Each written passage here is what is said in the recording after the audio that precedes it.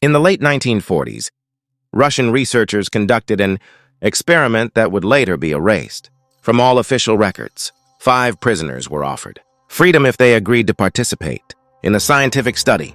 The experiment was simple. They would be locked inside a sealed chamber for 15 days. Inside the room, a special gas would be released. The gas was designed to keep them awake. No sleeping. Not for 15 days. The prisoners were told that if any one of them fell asleep, the experiment would end immediately, and all of them would lose their freedom.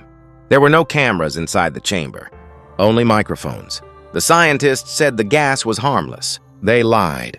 The room had a thick glass window, but after a few days, it fogged up and became impossible to see through. The prisoners had food and water. They had books. They had beds. But the gas ensured that sleep was impossible. For the first 4 days, nothing unusual happened. The prisoners talked. They laughed. They told stories. The microphones picked up normal conversation. On the 5th day, the tone changed. The laughter stopped.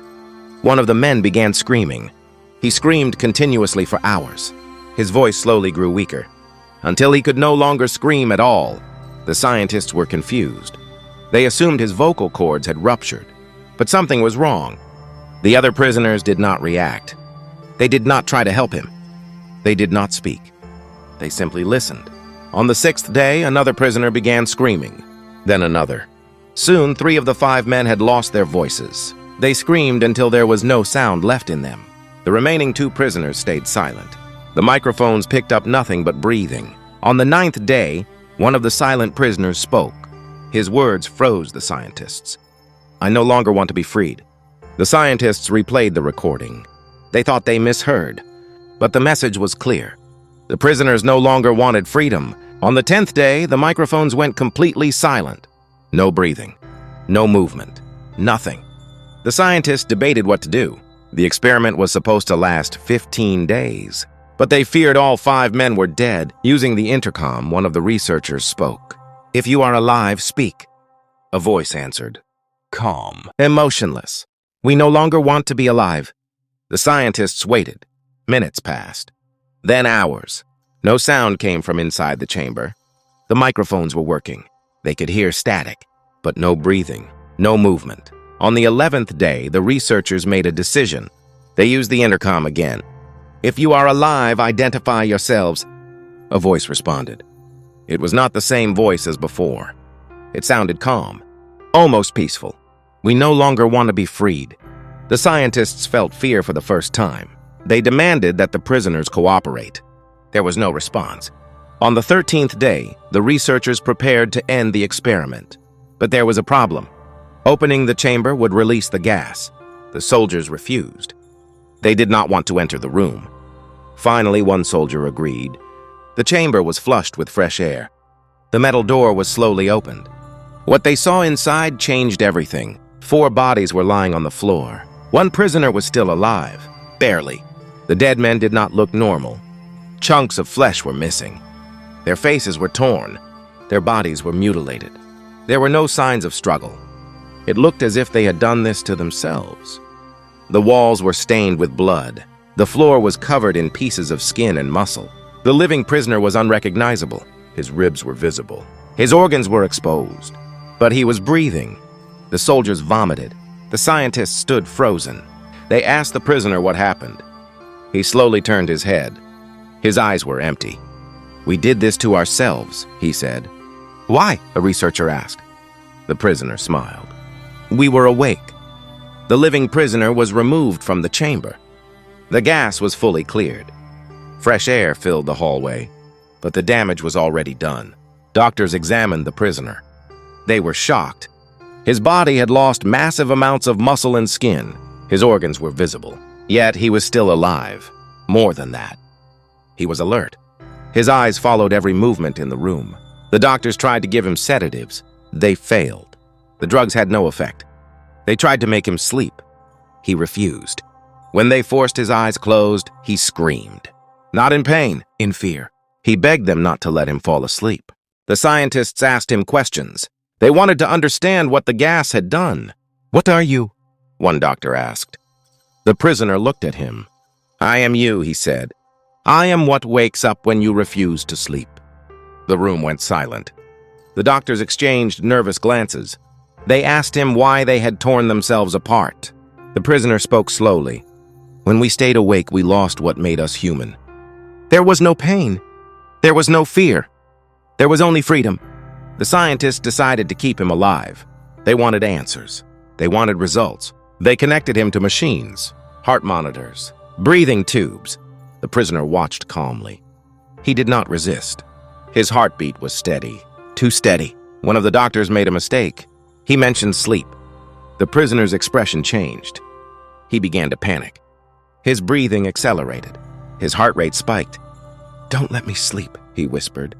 "If I sleep, I die," the doctors argued. Some wanted to end the experiment. Others wanted to continue.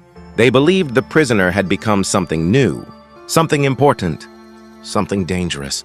They decided to reintroduce the gas, just a small amount, to observe the reaction. As the gas entered the room, the prisoner smiled. His body relaxed. His heartbeat slowed. For the first time since the experiment began, he looked peaceful. Then, without warning, one of the machines flatlined. The prisoner was dying. The doctors rushed to save him. They tried everything: blood transfusions, surgery, shock treatments. Nothing worked. As he lay there fading, a doctor leaned close and asked one final question. "What are you?" The prisoner opened his eyes one last time. He smiled and whispered, "I am the reason you need sleep." Then his heart stopped. The room was silent. No one spoke. The heart monitor showed a flat line. The doctors stepped back. One of them removed his gloves with shaking hands. They had crossed a line that could never be undone. The body of the prisoner lay still. But something felt wrong. The scientists reviewed the recordings.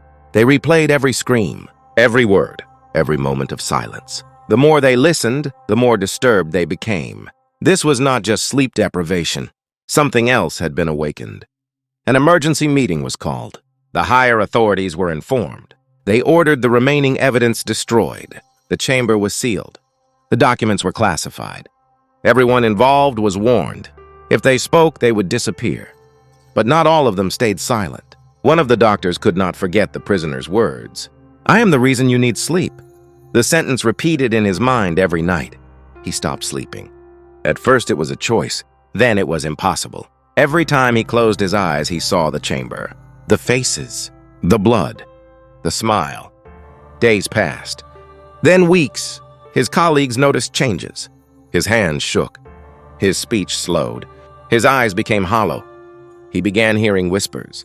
Soft. Constant. They told him to stay awake. They told him sleep was death. One night, unable to resist, he locked himself in his office. He wrote everything down, every detail of the experiment. He believed the truth had to survive. As the sun rose, a guard found him. He was dead. No wounds, no blood. His eyes were wide open. On his desk was a single sentence, written over and over again. "We were never meant to stay awake." The authorities erased his name. They erased the experiment. Officially, it never happened, but some stories refused to die.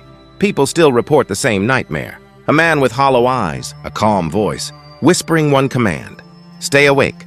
Years passed. The world moved on. Wars ended. New experiments replaced old ones. But the damage from that chamber never truly disappeared. People began reporting strange symptoms. Healthy individuals who suddenly could not sleep. Doctors found no cause. Sleeping pills failed. Therapy failed. The patients all described the same fear. They believed something would happen if they slept. Some claimed they heard a voice. Not loud, not aggressive. Calm, convincing. It told them sleep was dangerous. It told them staying awake was freedom. Most dismissed it as coincidence, stress, imagination, until patterns emerged. Every patient described the same dream, or rather the same absence of sleep. They saw a man with hollow eyes, watching, waiting, smiling. Medical journals quietly removed references to similar cases. Hospitals denied connections, but late-night radio shows told a different story. Callers from different countries, different languages, all telling the same experience. A voice whispering, "Stay awake." Some listeners tried it. They stopped sleeping. At first, they felt powerful, focused, alive. Then their bodies began to fail. Hallucinations, paranoia, violence. doctors noticed something terrifying. When these patients finally collapsed from exhaustion, many died instantly, as if sleep itself had become fatal. One final report surfaced years later. A private lab attempted to recreate the experiment. They used modern equipment, modern monitoring. They believed they were smarter. They believed they were safer.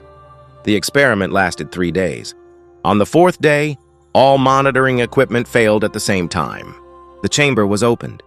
The room was empty. No bodies, no blood, just a single message scratched into the wall. "I am awake." The report was buried.